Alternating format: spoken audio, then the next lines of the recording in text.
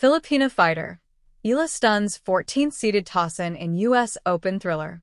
New York. Philippine flags were waving and Alexandra Eala was flying. The 20-year-old Eala turned Grandstand Court into a homecoming bash, gutting out an exhilarating 6-3, 2-6, 7-6, 11 upset of 14th-seeded Clara Tauson in an electrifying U.S. Open opening round win.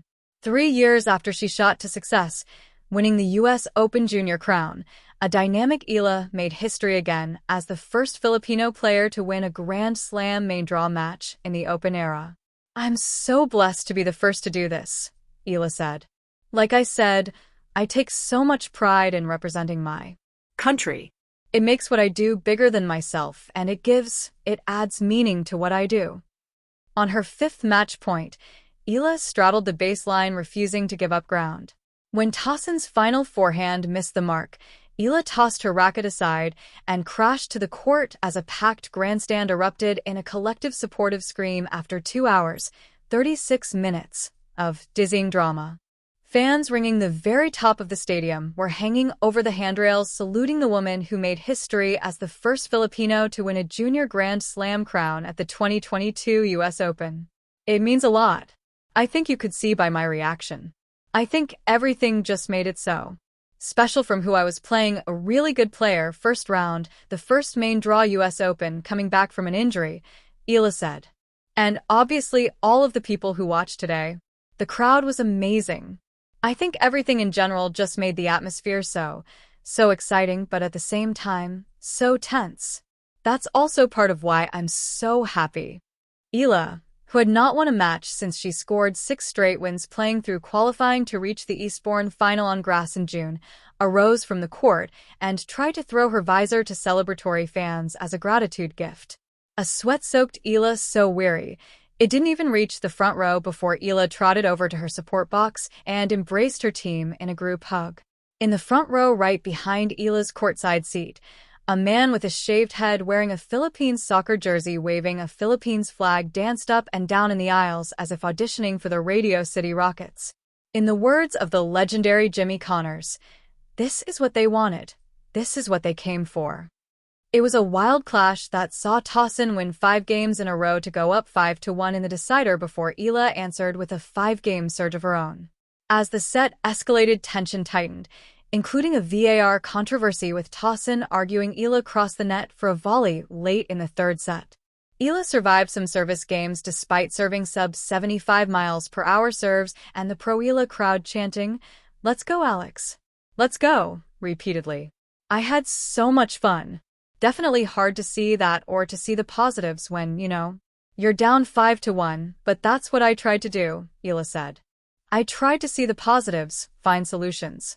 And obviously, with all these people backing me up, it's hard not to stay in the moment and get their energy, yeah. Exuding energy and defiance, the left-handed Eala roared back from a 1-5 third set deficit, breaking one of the game's biggest servers when Tauson served for the second round at 5-4. At 15-30, Tauson drilled a high pass. Eala, holding her ground at net, blocked a volley. The Dane argued to chair umpire Kater Nuni that Eala reached over net. Examining the video review, Nuni ruled that Eala's babolat did not cross the plane of the net, giving the Filipina double break point at 15-40. A disconsolate Tauson hit her 6th double fault into the middle of the net to drop serve to fall to 5-all. Though Eala opened the 11th game with a double fault, she regained her rhythm, hitting a sharp angle to hold for 6-5. The lost lead and loud crowd preyed on Tauson's head as she opened the 12th game with a double fault. Facing the first match point at 30-40, Tauson showed guts, cracking a backhand down the line on the 10th shot to save it. Sliding a serve down the tee, Tauson stopped her 5-game slide to force the decisive 10-point tiebreaker. At one point, an ambulance siren blared from the nearby Grand Central Parkway, an audible signal of heart-racing drama. Deadlocked at 4-all in the breaker, Eala unleashed some of her boldest shot-making of the match.